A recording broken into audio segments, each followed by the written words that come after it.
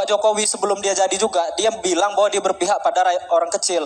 Bahwa pemerintah sebelumnya juga bicara mereka mau menegakkan keadilan. Nah, saya mau menegaskan, Pak, menegakkan keadilan dengan merampas tanah rakyat itu adalah cara yang salah, dan itu dilakukan bertahun-tahun oleh pemerintahan kita. Nah, itu yang mau saya tegaskan. Jadi jangan kemudian menghukum seseorang akibat perbuatan orang lain. Nggak fair.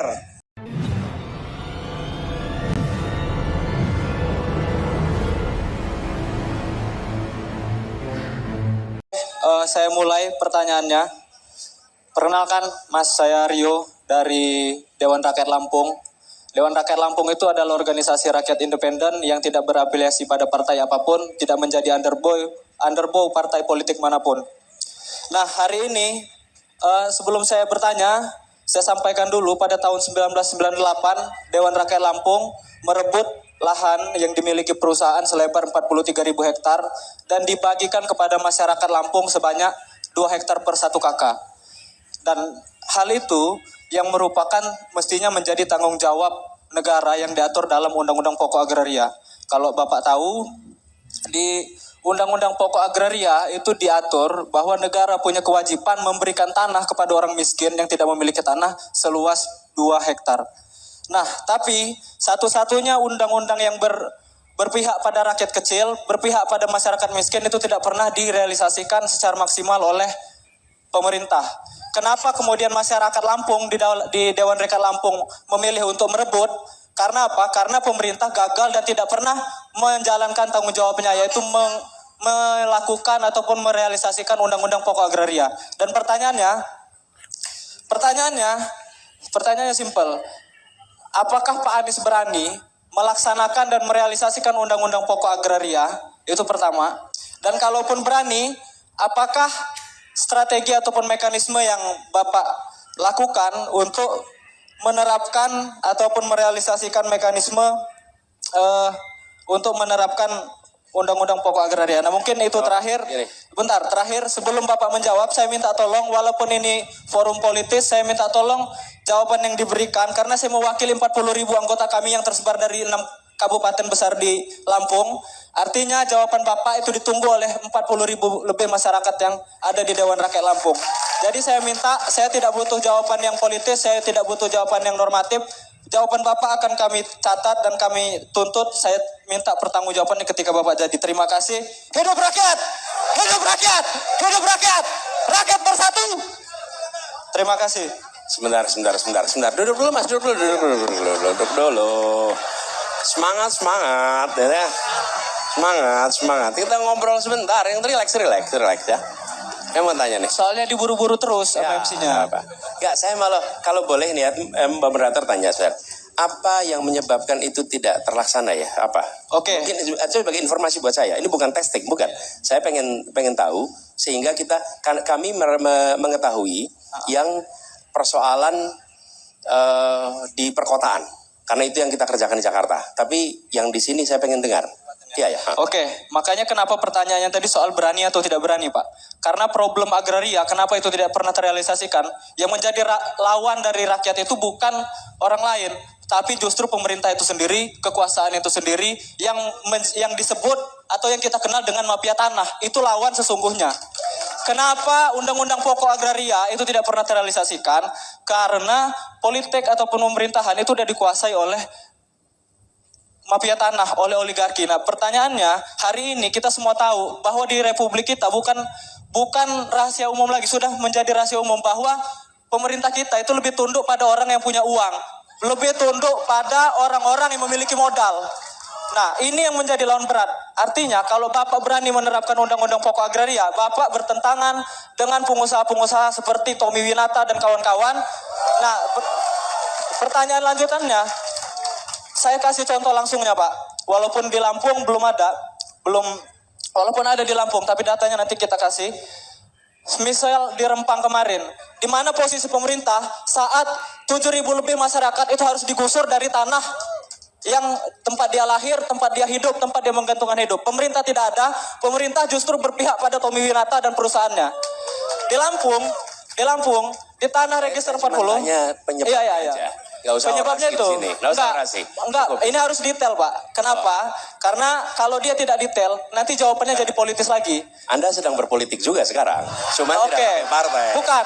Politik dan politis kita bedakan. Ya. Politik dan politis kita bedakan. Politik sebagai cara, politis itu sikap.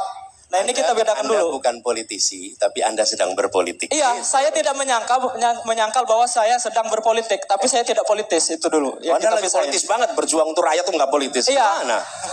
Oke. Iya dong. Oke, gitu Pak. Jangan pernah malu untuk mengatakan ini perjuangan politik, karena sesungguhnya perjuangan politik. Udah cukup. Oke, silakan. Itu Sekarang tadi saya Pak. jawab ya. Apa ya Pak ya? Ingat kan Gini, apa tadi Saya kisi-kisinya? ingin sampaikan, kalau ya teman-teman nih, tadi dibilang tuh, saya tidak berencana untuk memerangi pihak manapun. Saya berencana untuk menegakkan keadilan. Saya berencana untuk menghadirkan keadilan. Jadi tidak dimulai dengan, oh saya harus memusuhi si A, saya harus memusuhi si B. Tidak. Tapi berencana menegakkan keadilan. Dan itu juga yang dikerjakan di Jakarta. Jadi saya mau menyampaikan bahwa kalau soal berani atau tidak, siapapun bila dia melanggar hukum, bila dia justru merusak keadilan, maka dia harus dilawan. Dan saya beri contoh. Upah buruh di Jakarta. Upah buruh di Jakarta. Itu menurut aturan yang dibuat oleh Omnibus Law, kenaikannya hanya di bawah 1%. Rata-rata di Jakarta, kenaikan upah buruh itu 8%. Saya sebagai gubernur, kalau kita mengikuti aturan ditetapkan oleh Omnibus, maka saya hanya memberikan kenaikan itu di bawah 1%. Apa yang dikerjakan? Kami membuat aturan di mana kenaikannya sesuai dengan yang ada selama ini. Itu berhadapan dengan semua korporasi di Jakarta. Oke? Tapi apa yang dikerjakan? Kami ingin menghadirkan rasa keadilan. Ini bukan soal melawan perusahaan atau tidak. Kita tidak perlu menjadi pembenci satu orang, dua orang. Tapi kita harus memperjuangkan keadilan. Nah, jadi dalam konteks itu, insya Allah kita akan tegakkan keadilan. Kita jalankan reform. Dan kami melakukan di Jakarta dengan gugus tugas. Kita membentuk gugus tugas untuk reformasi agraria. Dan yang diundang siapa? Yang diundang itu adalah aktivis-aktivis reformasi agraria. Dan pakar-pakar agraria masuk di dalam gugus tugas. Jadi aktivisnya nggak usah rame-rame di luar. Aktivisnya ikut dalam merumuskan kebijakan supaya timbul keadilan. Perdebatannya di situ. Dan di situ kemudian didiskusikan caranya. Dan itu juga yang kami kerjakan. Saya beri contoh. Ada satu tempat namanya Tanah Merah. Tanah Merah itu tanah yang digunakan oleh rakyat puluhan tahun dan diakui sebagai milik BUMN. Saya tuh tanya sama BUMN, ini BUMN dulu beli tanahnya dari siapa? Oh nggak beli Pak, itu adalah bekas dari perusahaan Belanda. Oke, pertanyaan saya berikutnya, perusahaan Belanda dulu beli dari siapa? Memang ada perusahaan Belanda beli dari rakyat? Nggak ada lah, dia datang ke sini, dia garis-garisin aja tuh.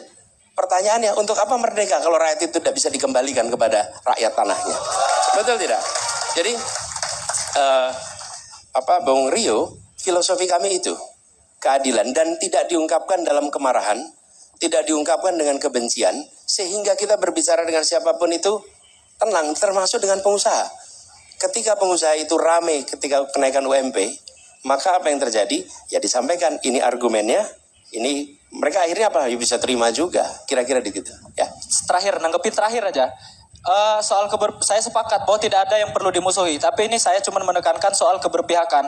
Bahkan Bapak Jokowi sebelum dia jadi juga, dia bilang bahwa dia berpihak pada orang kecil. Bahwa pemerintah sebelumnya juga bicara mereka mau menegakkan keadilan. Nah saya mau menegaskan Pak, menegakkan keadilan dengan merampas tanah rakyat itu adalah cara yang salah. Dan itu dilakukan bertahun-tahun oleh pemerintahan kita. Nah itu yang mau saya tegaskan. Kenapa dia pertanyaannya berani atau tidak berani?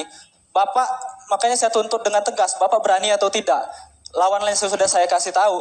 Ini soal keberpihakan Pak. Bapak berpihak pada rakyat kecil yang tidak punya tanah, pada kami-kami yang hidup sebagai petani, atau justru sama pihak korporat. Karena selama ini pemerintahan kita tidak pernah berpihak sama masyarakat kecil Pak. Padahal saat masa kampanye, saat masa menjelang pilpres, mereka bilang kami berpihak pada masyarakat kecil. Kami ini melakukan merampas ataupun menggusur rempang itu untuk keadilan. Katanya mereka kayak gitu, sama aja.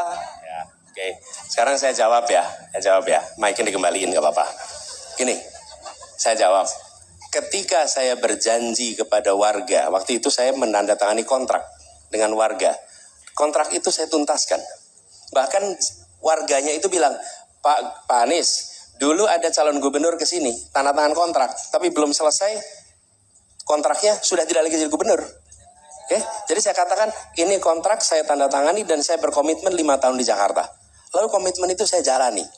Jadi jangan menilai saya berdasarkan perilaku orang lain. Oke? Jangan. Anda menilai saya berdasarkan perilaku saya. Perilaku saya di masa lalu di Jakarta, karena itulah yang saya kerjakan. Jadi jangan kemudian menghukum seseorang akibat perbuatan orang lain. Nggak fair, betul tidak? Mulailah adil dari diri Anda sendiri. Oke? Thank you.